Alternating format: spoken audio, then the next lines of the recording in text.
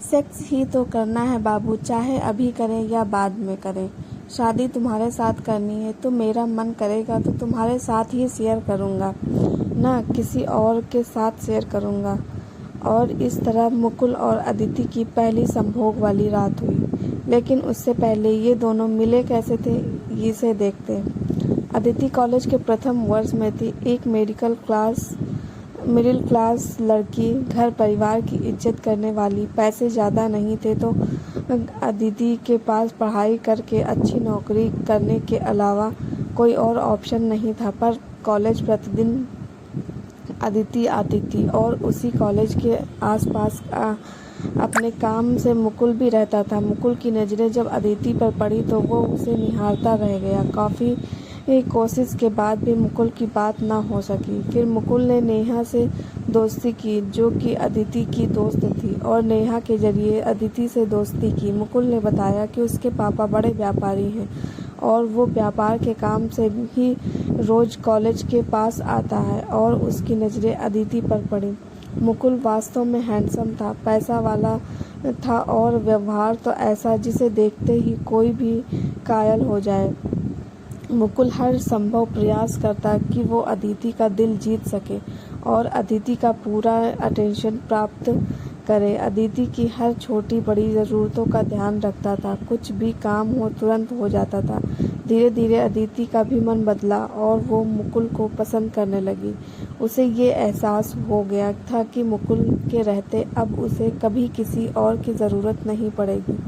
धीरे धीरे दोनों की दोस्ती प्यार में बदल गई। दोनों जवान थे और जवानी के समय अपने अरमानों को दबाना हर किसी के बस की बात नहीं होती। मुकुल ने अदिति को बोला, क्या वो शादी करेगी? अदिति चाहती थी कि शादी हो, पर हाँ नहीं बोल पा रही थी, क्योंकि उसे पता था कि वो एक मिडिल क्लास लड़की है और मुकुल एक रईस। उसकी फैमिली कभी ऐसी ग्रैंड शादी नहीं कर पाएंगे।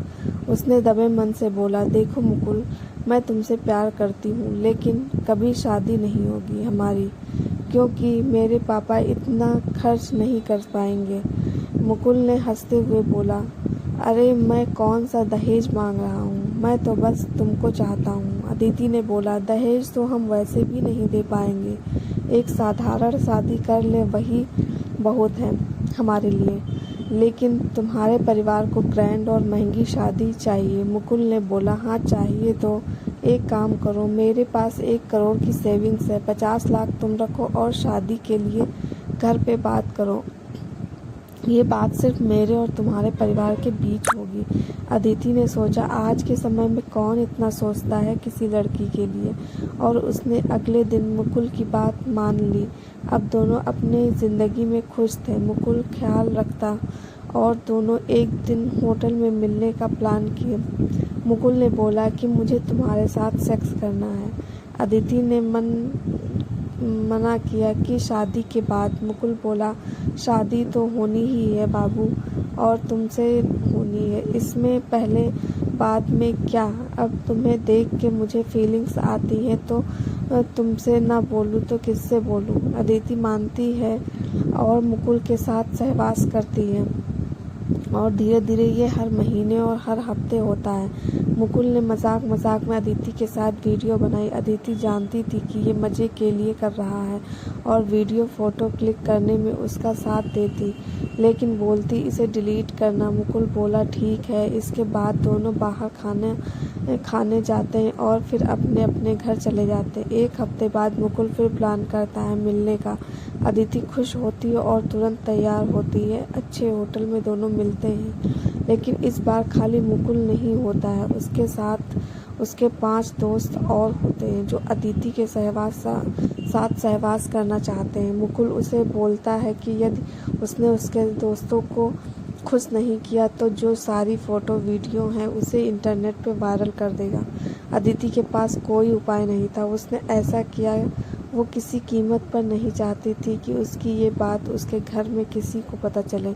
वो पुलिस में कंप्लेन नहीं कर सकती थी, क्योंकि उसे पता था पुलिस छानबीन करेगी और नाम आएगा। धीरे धीरे मुकुल के दोस्त और मुकुल अदिति के शरीर का फ़ायदा उठाते और कभी कभी किसी और अमीर इंसान से पैसे लेके अदिति को भेजते और मजबूरन एक पढ़ने वाली लड़की की ज़िंदगी तबाह हो जाती।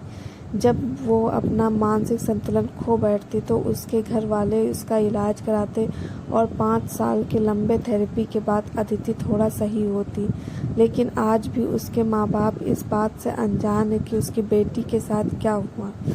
अब आपको बता दें, ये अदिति कोई काल्पनिक लड़की नहीं बल्कि मेरे द्वारा इलाज की गई एक पेशेंट की कहानी है और ये एक सच्ची घटना है। लड़कियों और लड़कों के साथ होने वाले इस कृत्य को ग्रुपिंग कहा जाता है, जहां पहले एक लड़का लड़की को फंसाता है और फिर बाकी लड़के और पैसे के दम पे दूसरे लोग भी उसका शोषण करते हैं। ग्रुपिंग के शिकार ज़्यादातर कॉलेज में जाने वाली लड़कियां होती हैं और ज़्यादातर शादीशुदा पुरुष होते हैं और ज़्यादातर ये लड़कियां होती हैं जो मिडिल क्लास की ही हैं, क्योंकि उन्हें पता होता है कि तबका सिर्फ अपनी इज्जत बचाना चाहता है और न इनके पास इतना पैसा है कि वो कोर्ट कचहरी कर सके। इस मैसेज को ज़्यादा से ज़्यादा बहन बेटियों तक शेयर कीजिए।